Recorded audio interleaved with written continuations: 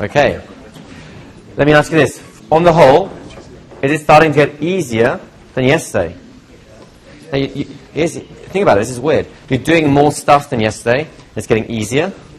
How does that work? That's right. You're starting to get it, right? You're really starting to get this. Now, the key thing is, you may have noticed that it's easier to do this when you're not thinking than when you are. That's because that's how this stuff works. You guys are lucky because it took you like one night to figure it out. It took me like 2 years to figure it out. And I was sitting there breaking my head, going, how do you do these crazy language patterns that actually work? And I made every mistake. I mean, I went from cheesy to slimy to downright weird. I mean, and everything in between. And there's a lot in between, trust me. So you guys, I mean, are really impressive in what you're doing. And just remember, don't think. It's not weird. You go to a seminar, you pay your money to hear that you should stop thinking. Go ahead, Gloria. Bella says... Do you want to... There you go. Bella says I should say that to the class, and that's why I'm saying it. Okay, say what to the class? Robert worked with me and Bella helped, and I went into full body catalepsy, okay. And I couldn't even get out of it myself. Mm-hmm. And the situation was to be able to sleep through the night. Okay. And I was uncovering the conflicts that was inside me and outside me and in my job. And within a very short period of, say, 5 minutes, 6 minutes, the whole body went into catalepsy. Wow. And how you feel about the whole situation now? Terrific. And when I came out of it, I relished it so much that my eyes were opening for a split second and I closed it. I keep repeating that. A split second I opened and I closed it. And there was just like an ecstasy that was going from the crown chakra all the way down very slowly, like effervescence like that. It was just terrific. Fantastic. So again, notice how fast, and that's kind of like, think about it, 5 minutes and you're getting major hypnotic phenomena, plus a lot of release from what it sounds like. This is fast, powerful work. You may have hated me the first few days when I kept pushing you in the exercises, like 5 minutes, 10 minutes. There's a reason for it. One is to get more experience, but the other one is to get used to the fact that you can do the work quickly. You don't have to spend an hour doing it. It took me forever to figure out. It doesn't take very long to do it when you expect it to not take very long. And this is a great example of it. So, The greatest I've ever been. So she's the greatest she's ever felt. So thank you. And good job whoever was working with you. And guys, you're doing this and you've only been doing this for 3 days and already people are saying it's the greatest they've ever felt. Isn't that powerful? You guys are doing it, it's not me. I was outside having a break. You guys are the ones doing it. So I want to I want you guys to really appreciate how good you really are. Go ahead. I just want to say, maybe for the benefit of everyone, that before we start the exercise, I'm always kind of scared as hell, and then I start, and it goes better than I could have imagined. So. Great, and you know that's a great description of how the Western mind deals with the whole conscious confusion, unconscious knowledge. Between you guys and I, this is a secret, so please don't listen to this on the tape. I get terrified before doing any of this stuff as well. But luckily, I've been terrified so often that I realize what it is. And I go, all right, there goes the fear again. But then in the minute something begins, something else takes over, and you just trust that. I think that the fear really is nothing more than you can't plan this, right? You can't plan it. You don't know what's going to come up, so you can't plan for it, so you don't know how to prepare for it, so where the hell do you go? So my personal experience has been, the best place to start is, so how are you doing right now? Right? Because that gives you something to work with. And if that's not the one, you can always ask something else. But that's like my default, so I don't even have to think anymore. And eventually, I mean, you heard it when David and other people were saying some of their experiences. They offer you such gifts, it's like, oh, I can't help but jump into it. So thank you for sharing that. And hopefully you guys, I suspect more of you than not, have a similar experience at some point. Wait a second, we'll go back here first, and we'll come back to you, Gloria, if I may. Go ahead. Hi, I was working with Jay, and he was working on a problem with procrastination and the fact that he wouldn't ring. He found it hard to ring his clients. the thing that struck me is the way I understand things and the way he understands things is completely different. I said to him, how do you feel about not bringing your clients? And he started laughing. I thought, how can you start laughing? It's not funny. And he was saying, no. And then I thought, okay, let me just go with this. I said to him, how do you feel about it? He said, disgusting. I said, well, if you feel disgusted, how disgusted would you have to feel in order to do something about it? And he just started laughing even more, which was even more crazy. Yes. So in the end, then I said to him, so imagine you were in a seminar trying to motivate people and telling them that I don't bring my clients anyway. How do you think they'd think about you then? Then he was just on the floor, falling about laughing. So in the end, it just seemed really strange how... Now, I certainly hope that each time he starts laughing, you get him to think about the telephone again. Yeah. Because that's a pretty good resource state, right? True. So you're doing... This is beautiful. This is exactly what happens. Your mind is organized in a different way to someone else's mind. And this is why... And those weren't crazy language patterns.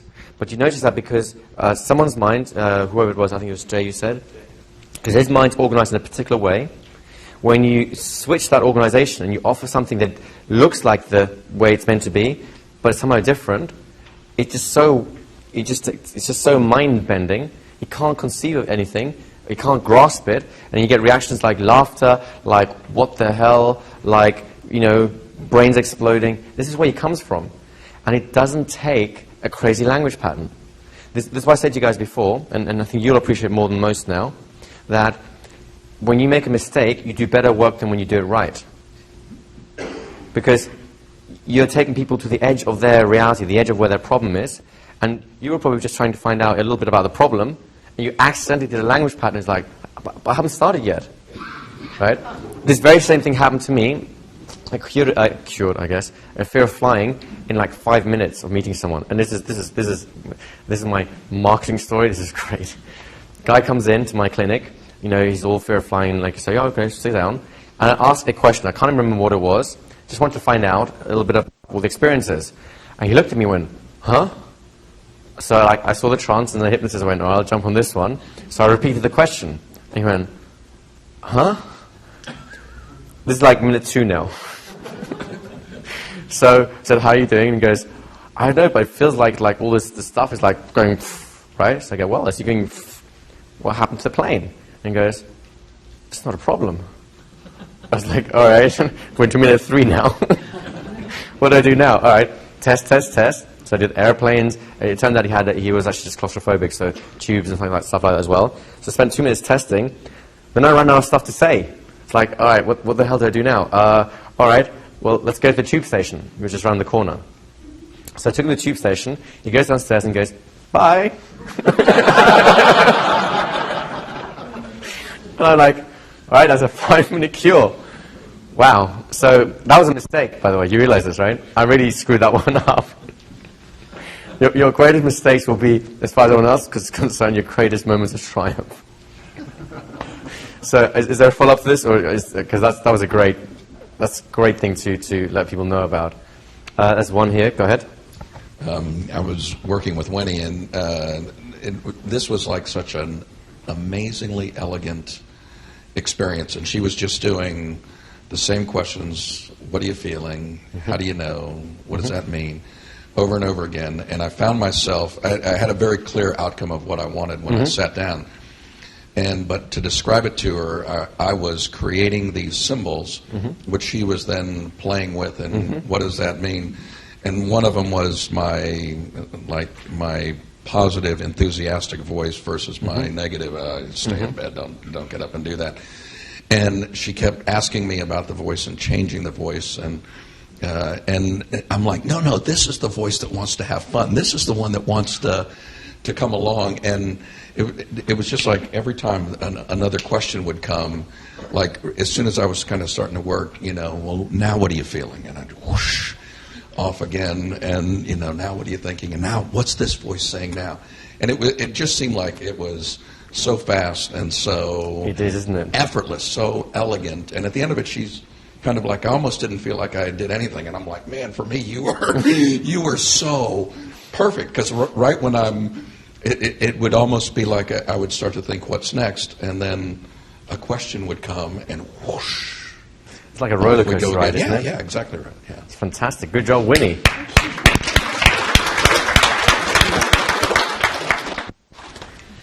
Day 3, and you're doing like massive work, and you know, the less you think, the easier it gets, right? So, you know, and it's another example. This is something, again, that I want to emphasize, and I keep emphasizing it, and hopefully you understand why I'm doing this now. The mind-bending language isn't about saying something crazy and convoluted.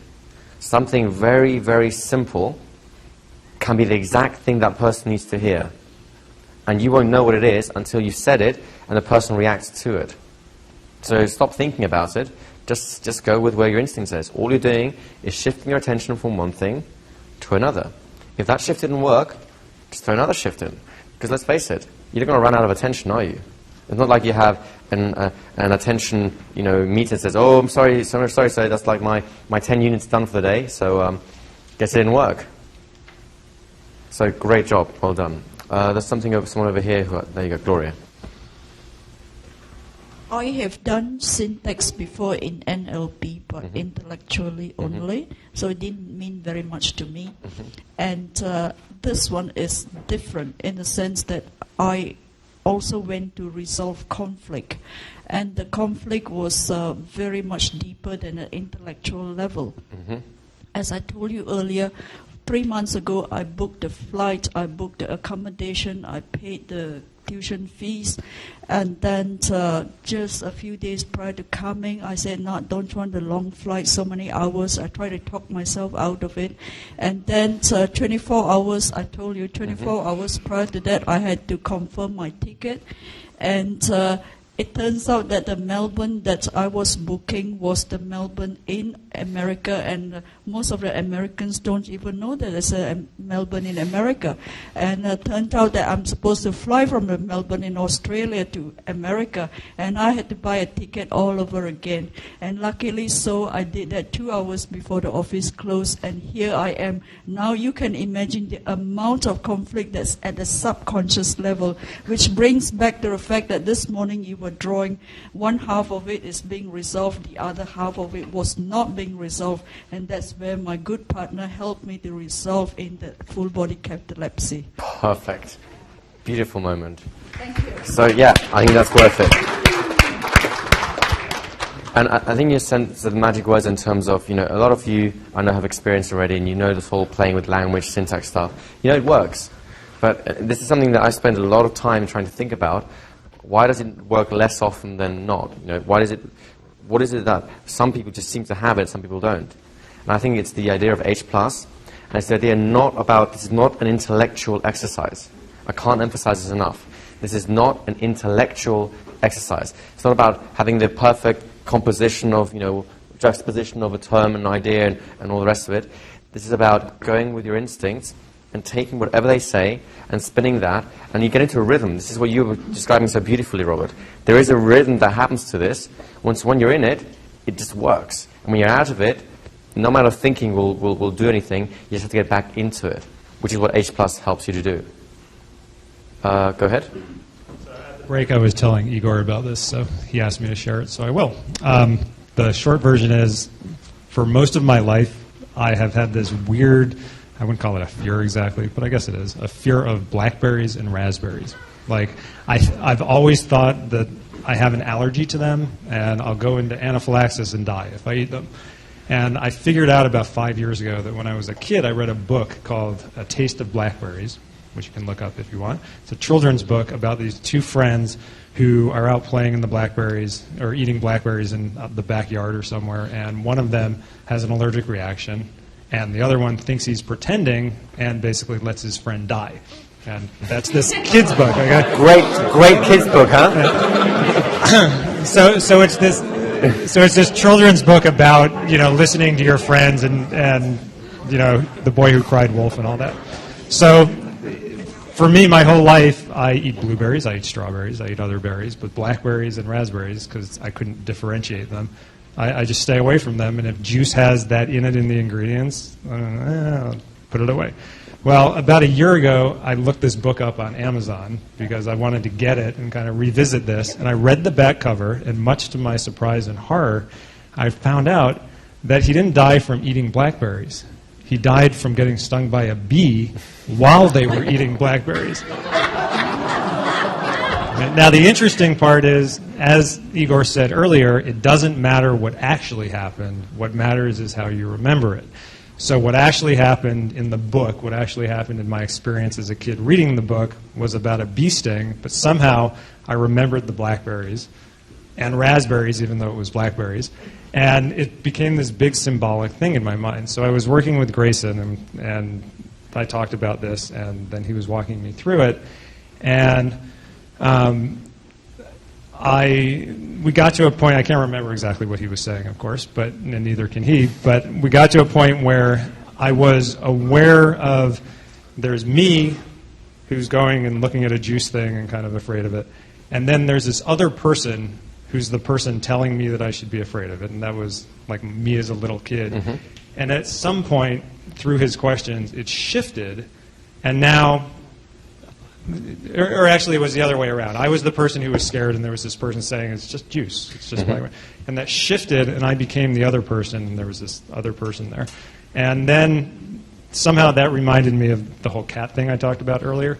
And I realized that as long as I was viewing cats as this abstract symbol, cats, there was this fear. But as soon as I got to know individual cats and the parts of individual cats, it wasn't a symbol anymore because it was an actual thing. So I mentioned this, and he said to me, well, if we went downstairs right now, would you be interested in having some blackberries? And I said, yeah. And what's weird is I actually want to look at them and taste them. And he said, so you're interested in learning the personalities of different blackberries. And at that point, this light went off, and I realized, well, it wasn't a realization. It was just a complete shift in the same way that happened with me and cats. So I was telling Igor about this, and I realized that the key to all of this, for me as I understand it now, is that these questions in this language, all it's doing, it's shining a light, which is attention. And he can't remember what he asked me, and I can't remember what he asked me, and it doesn't matter. And for me, it's exactly the same as when we were doing the visualization exercises yesterday. I didn't think about what I was saying to somebody as I was guiding them through a cave onto the beach or whatever. It didn't matter. What mattered is their experience. And yesterday, I was in our group. We were all completely hung up on the exact words and trying to be witty and trying to be clever. And we were just having a conversation. And in 5 minutes, it resolved this thing. You know, I've never talked to a therapist about it before, but I can imagine going back for multiple sessions, talking about. They focus on how did it feel back then? Mm-hmm. Like, how did it feel? What were you thinking? Get in touch with your inner blackberry. So, there you go. Thank you very much for that story, and that's it. And again, I hope you guys what I particularly liked about that story is a couple of things. Number one is how you realize that it's about attention, right? You just move the attention from one thing to another, and when you get the right place where the attention needs to be, it happens automatically, right? The second thing is, it is not an intellectual exercise. It is not an intellectual exercise, so don't make it one. Just go with the flow. It can be the smallest thing, right? It could be a simple knot somewhere. It could be as simple as just a silly thing like, the personality of a BlackBerry. How many of you would have even thought that that's a clever language pattern to make? Like, oh, that's a childish version. No. We want the complex structure with, 15 monosyllabic words tied together and bells and whistles and all that sort of stuff. But it's not about what you can do as a clever person. It's about what that person needs to hear to shift their attention to what they're not paying attention to, which will allow them to not have the problem anymore. Simple. And you won't know it ahead of time. The other thing that I like about Michael's story, and we'll go into this a little later on. He's just discovered the secret to mastering mind-bending language. Would you guys be interested, by the way, to learn a way that it's so easy to become a master of mind-bending language without even vaguely having to think about it? It's just a natural process. It evolves, and it's kind of fun. It just evolves naturally as you do it, right? Brian, be interested in that? Yes. Well, let's just take a few questions first, and then we'll go on to that. Well, there's a question over here, so I do really have to take it. Go ahead. Okay. Can you help in approaching a case where someone just don't like to do certain things, for example, a math exercise, but would like to make it a pleasant? Absolutely. Yeah. So, but whenever you have, remember, we talked about when people come to you, they're basically they feel something they don't want to feel, they're doing something they don't want to do, they're not doing something they do want to do, or they're not feeling something they do want to feel. That's basically the 4 reasons people come to you. Very rarely do they say, oh, I have this belief and this thing and this symbol or whatever. It's usually those 4 things. Now, what drives behaviors like doing maths or not doing maths? Well, it's feelings, right? If you feel bad about doing maths, are you going to do it? No. If you feel good about doing maths, are you going to do it? Sure. Right? It's basic pleasure, pain. That's the basic motivation devices people use. And what we're doing here is we're switching it or allowing the nervous system to feel a different way about it. Like cats used to be a pain signal for you, right? Now it's kind of like a symbol of fun or something crazy to do, right? Probably, and I wouldn't be surprised this happened, they'll become a symbol of triumph for you because it's like, I did this. You know, I got the release, and it may well be a symbol for you of other things you're capable of, other barriers that you can overcome that you didn't think you used to be able to. It's a very common thing. So this is why we say that doing this will make the solution as permanent as the problem used to be. So people can feel as good about maths, they can be as enthusiastic about doing it as they used to be about avoiding it. So absolutely you can do that. And you do exactly what you've been doing here. It's no different at all. Does that make sense to you? Can we have the microphone back?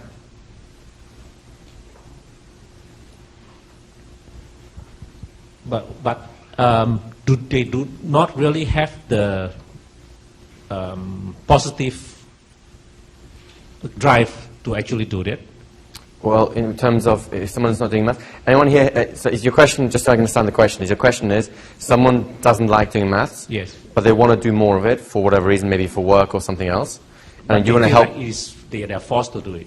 They're forced to do it. Feel, exactly. Well, if they're forced to do it, it's just going to make it worse, right? Because you're gonna have the negative feelings attached to that, plus the negative feelings of not having the freedom you want anyway, so it makes it worse. So we're not about forcing people to do it. If someone comes to you because they want to do maths, because maybe it's better career prospects, or because they have to pass an exam or something like that, right, then they've chosen to do it. You're not forcing them. But they feel that they are forced to do it. It depends. Some people feel that they're forced to do it. Yeah. Some people feel like they have to do it to get better career prospects, but they don't really want to do it. So everyone may do a different reason. Right. The solution's the same. You still run the mind-bending loops as you go through. The solution is exactly the same. Now, whether the negative feeling to it is that they're afraid they're not good enough, or the feeling is that it's an inhibition of their liberties, it's just a negative feeling, and you deal with it the same way. It's just either this or it's that. It really doesn't matter. So, yeah. Carry on. The phenomena that Erica is experiencing, or the state, is that like pre-creative confusion? Say again? The phenomena that Erica is describing, or the state, the state that she's describing, is that what you would call pre-creative confusion? Well, I've never used the term pre-creative confusion, so I'm going to take a stab at what you might mean by this. If you mean it's the confusion that immediately precedes a massive moment of, say, enlightenment, of inspiration, correct, of understanding, then yes, that's exactly what's going on. And the way you can tell is the same way it's happened with Adam, and the same way it happened with Dave, and the same way it's happened with a lot of people here. Her mind can't grasp anything, but her body feels fine.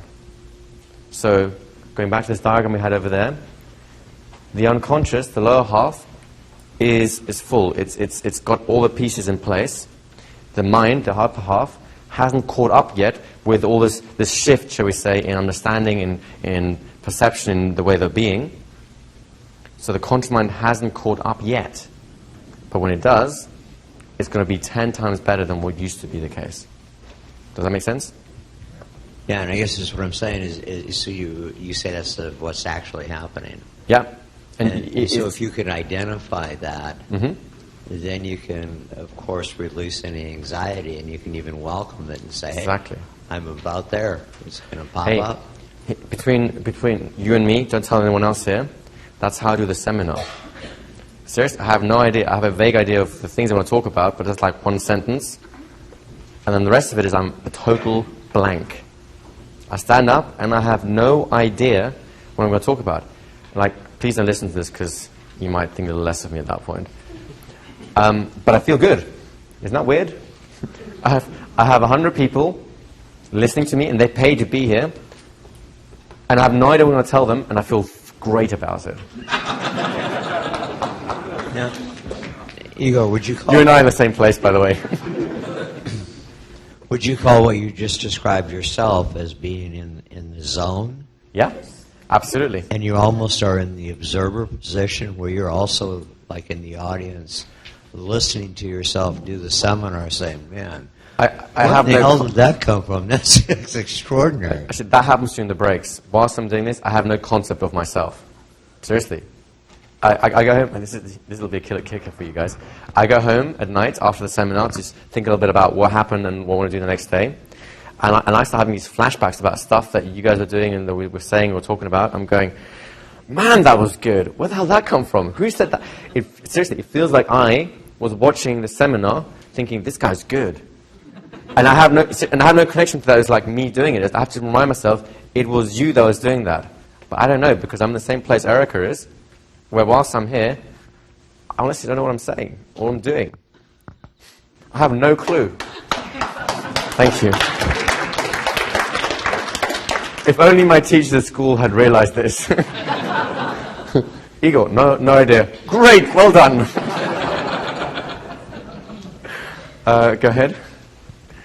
This is very important information for teachers, how they can teach children, because we just use the conscious mind to teach them. So, and this is also the place where a lot of fears about learning come from, because you have this conscious blank, even though you kind of know it, and then they feel afraid of being embarrassed or other people laughing at them or pointing or saying you're stupid or making a value judgment, whereas in fact they're actually on the verge of the biggest breakthrough of their young lives. Right?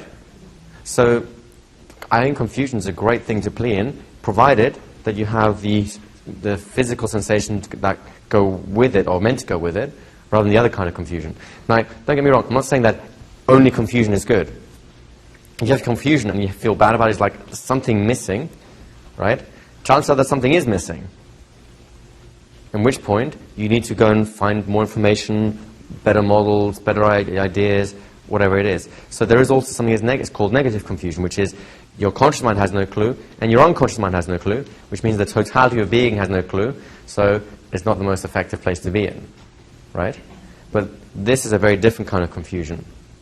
It's a very different, it's not even confusion anymore, it's a blank. I love your metaphor, it's just blank, because I'm with you. I'm seriously, I'm right in the same place. So it's important that your body feels good. It's important that the body feels good. It is very important. It is the most important part. That's the thing I pay attention to. If the body feels good, then I know I've done my job. Then it's just a question of letting the intellect catch up, as happened with Dave, right? His body felt good way before his intellect caught up to that fact. And that's a typical thing. Now, let me just ask generally in the audience, this should be roughly happening to about maybe half or a third of you. Yesterday, you were totally like just blown away, confused, overloaded, too much, can't do this. You went home, you slept, you woke up in the morning, it's like, this is actually pretty straightforward. Or I can do this at least, a sense of like, I can do this, and I kind of know what I'm doing with it. Anyone had that experience? Yeah, it's about just over a third. It's standard practice. For about a third of you, that'll happen tonight, probably for you. That'll happen tonight, and tomorrow you'll wake up and go, it's fine. For the rest of you, it'll happen the night after. Right? It's just a function of time and allowing your mind to catch up to allowing your intellect to catch up to the rest of your mind. That's all it is. There you go, okay? With this concept of keeping the mind blank and all that, I'm good with all that. It seems like the most critical thing, if anything, is the H+. Yeah. Throughout the whole thing. Exactly, because that drives it all. That drives it all. And I think when I look back to my past, there have been many, many times when I've been in that H+, and then a few times when I've been working with people, and looking back now, I was missing the H+, and it gets maybe argumentative, where I argue for them to get better and they argue for them to stay the way stuck. they are. And do you have any suggestions of how to stay in that H+? Well, first of all, if you recognize you're not doing it, that's the starting point, right? Right. And what do I do? Well, when I go to see a client, especially if it's someone I think is going to be challenging, I'll prepare myself. I'll do a self-hypnosis thing. I'll rehearse the whole thing. And I might rehearse it in different directions it could go, just to get myself ready, saying no matter which way it goes, I'll be in H+. Then, from time to time, and this is happening less to me now than it used to, but it still happens from time to time, I'll do something, and I get this feeling, this sinking feeling like this is all going horribly wrong, right? Now, when I get that, there's two things I do. Number one is I focus more intently. So I need more attention. Okay.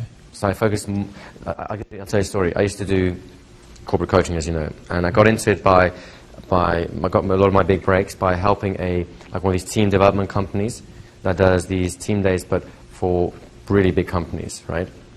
So you'd be exposed to the teams doing the work plus the people leading it, and that was a great way for me to get in touch with the senior executives, as well as the management team that, I wasn't working with management team, I'd be, you know what I mean. So I used to do like a breakthrough session. You learn to break a board, and you put your fears on one side and dreams on the other, and you break the board, and you feel like, hey, I'm king of the jungle. It's like a fire walk without the fire, right? And I remember I had this group of people. There was like, I don't know, 30 or 40 people, and the whole breaking thing is going well.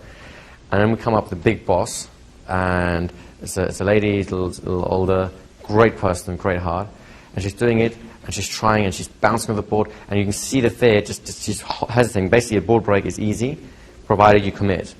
If you hesitate, then you'll bounce off the board, and that's when you might get yourself hurt. So she's whacking this piece of wood, and the wood's bouncing off the blocks, and you have to put it back again, and you can see that little bit of fear.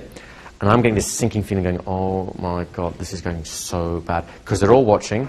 Right? It's her entire team. This is meant to be the big boss, so I feel. I'm projecting now, right? All my insecurities. Like, now I feel embarrassed for her because she's meant to be the boss and everyone else is like seeing her fail. And I'm the one trying to get her through. So I'm like, oh, Christ, what's going on here? I'm really stuffing this up, right? So, but that's not going to help me very much to get her through this, right? So I mentally take a step back. I'll tell you, and actually I told her, stop, focus. Right? Actually, she's doing this for me. Focus. Right? And I went into like one of the most intense like altered states in terms of just my own focus. I was looking at, okay, I want you to focus. Just clear your mind. You're going through that board. Now I'm doing this for me, right? Like, she's going through this board. I want you to see it. You're going through the board all the way through. All the way through. You're going through that board all the way through. All the way through. Have you got it? And she said yes, but she meant no. So I said, no, not like that. All the way through. You guys are actually right. It was she said yes because she wanted it. She wanted to be there, and she probably saw the image, but her feelings weren't following, right? So I did it again, all the way through. And at some point, I think it was just a repetition and intensive focus, I saw her stop thinking. And I went, okay, and then I put her hand down. I said, just breathe, focus. We'll do a couple of dummy runs. So she lifted her hand, put it down, lifted her hand, put it down. And I was like so with her. I was doing it next to her, and I didn't even realize it, right? So eventually I just said, okay, now all the way through. So just breathe in, all the way through. My hand whacked the ground so hard that actually it hurt for a while. But her hand followed mine because we were kind of in sync. It broke, and the whole room went nuts. Because they were rooting for her, right? I thought they were like getting embarrassed, or she's getting embarrassed, but no, they were rooting for her. So, that for me taught me the value of when something goes wrong, just take a mental step back and really focus on what you're trying to achieve, and let no other thought get in, because the thoughts of like, this is not working, I'm whatever, they're not helping you. They may show you, or there may be a sign that it's not quite working right, so you may have to do something different. So listen to it, but then focus on the outcome. What do you want? Why are you here? Right? If you can't do that, then you may want to just pause the session and get yourself back to the place where you can, or refer the patient on. You know, there are times when I failed, by the way, right? Shock horror. There are times when my attention isn't there, just can't gather my thoughts together properly, or I don't quite know where to take it, and I failed. No funny comebacks, no like, yeah, but I pulled it out of the bag in the end. You know, I screwed up, and it's going to happen. It's part of where we learn from in life. But this has been my solution, which is take a mental step back, refocus, and put more energy into it until it blows out whatever things are in between. Does that kind of answer your question? Yes.